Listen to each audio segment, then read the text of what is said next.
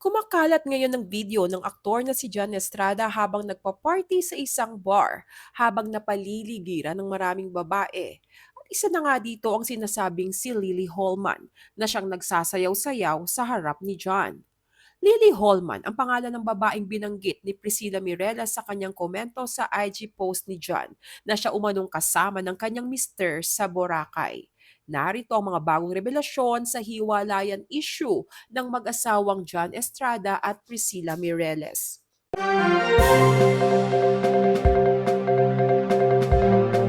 Sino nga ba si Lily Holman, ang babaeng nakakaladkad sa isyu ng marital problems ng mag-asawang Priscilla Mireles at aktor na si John Estrada?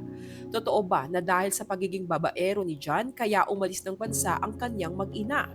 Sa mga kumakalat na videos ngayon ay makikita si John na nagpa-party sa Boracay na napaliligiran ng mga babae. Panoorin natin. July 15 na mag-post si John Estrada ng pictures and videos na kuha habang siya ay nagbabakasyon sa Boracay. Sa caption ay inilagay nitong "What an awesome place, Henan Garden, Boracay." Biniro ng isang commenter si John kung sino ang kasama nito sa Boracay, kung si Lena ba o Marites. Sila ang asawa ng karakter ni John na si Rigor sa hit ABS-CBN series na Ang Batang Quiapo. At ang ikinagulat ng lahat ay dahil si Priscilla ang sumagot sa tanong ng netizen at tahasang binulgar na si Lily Holman ang babaeng kasama ng kanyang asawa. Sinita din ni Priscilla si John na parang diborsyado daw ito kung umasta o iyon bang feeling single. Kasunod nito ay naglabasa na ang mga videos habang nagpa-party si John Estrada na napaliligiran ng mga babae. At isa na nga rito ang Lily Holman na bata pa at malaki ang age gap kay John Estrada na nagsasayaw sa harapan ng aktor.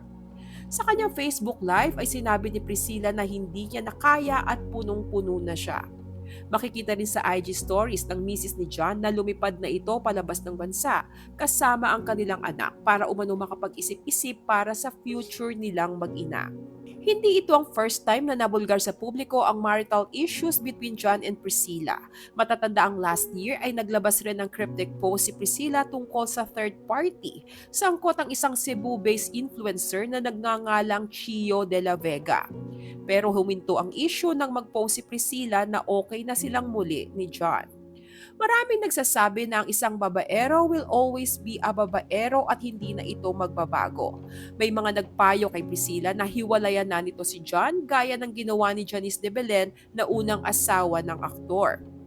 Ano pong masasabi nyo sa kasabihang babaero will always be a babaero? Naniniwala ba kayo na wala na silang chance magbago? Share your comments below.